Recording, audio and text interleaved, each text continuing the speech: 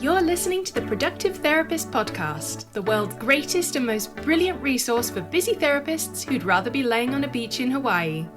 Every week we share helpful tips on where to put what, how to do this, that and the other, and the best way to get your ducks in a row. And now here's your host, licensed therapist, head nerd and productivity Yoda, Uriah Guilford. Hello and welcome back to the podcast. Thank you so much for listening. If you've enjoyed this podcast ever, I would love it if you would subscribe and also leave a review. It would mean the world to me. So this podcast series is a collection of questions and answers that I got from speakers at the Wise Practice Summit from Savannah, Georgia this October. So there were some amazing speakers there, and I decided, you know what, I'm going to interview as many of these folks as I can and kind of get their thoughts on a couple important topics that I know you will like to hear. So please enjoy these interviews with the speakers from the Wise Practice Summit.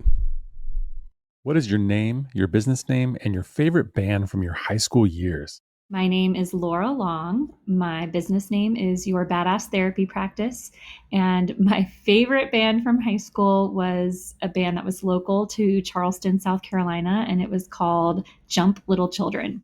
What are your top 1 to 2 tips or tricks that help you be productive and get things done? So I have 2 tips for being more productive. One is called taking imperfect action.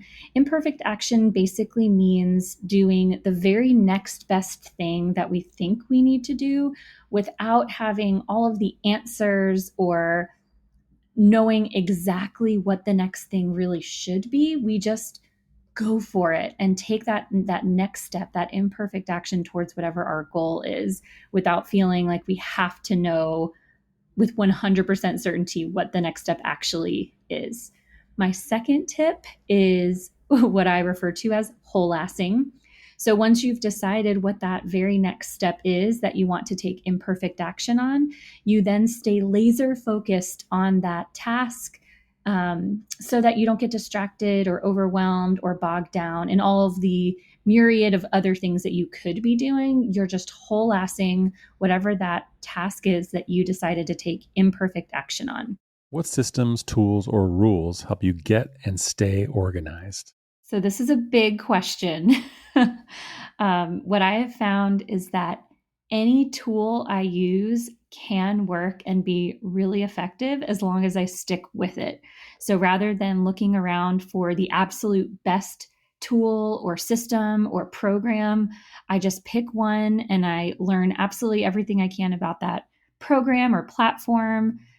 And that has helped me to stay organized, just sticking with one instead of trying to piecemeal a bunch of different things together.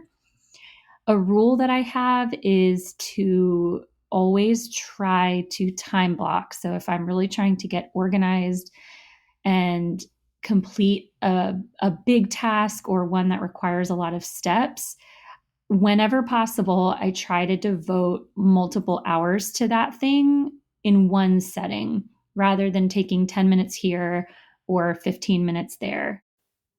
How has delegating helped you grow your business? Delegating has been instrumental in my business, especially when I've been in seasons of rapid growth or expansion.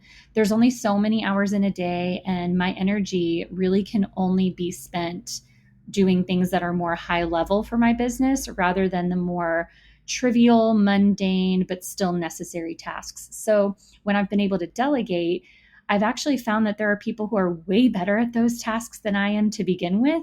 And so it frees up a disproportionate amount of time that I can then spend to leverage getting more clients, getting more business, and doing things that really only I could do.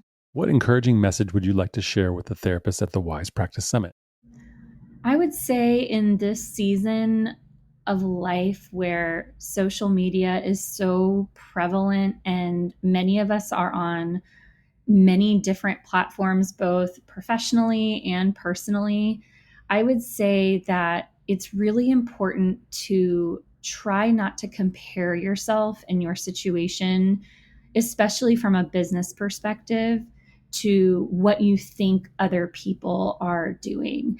And just remember that the business that you're in is not a zero-sum game. So someone else's success isn't going to detract or take away from yours, and your success isn't going to take away from anyone else's. So try not to get so hung up on focusing on what other people are doing or how further along it seems like they are, because you are all running your own race, so to speak. And just focus on what you're called to do and what you need to be doing to serve others instead of comparing yourself to someone else.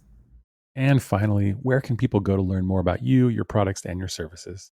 They can visit yourbadasstherapypractice.com and join my email list. I try to send really helpful, informative, and motivational emails. And I also have several different courses, coaching programs, and I offer one-on-one coaching for therapists.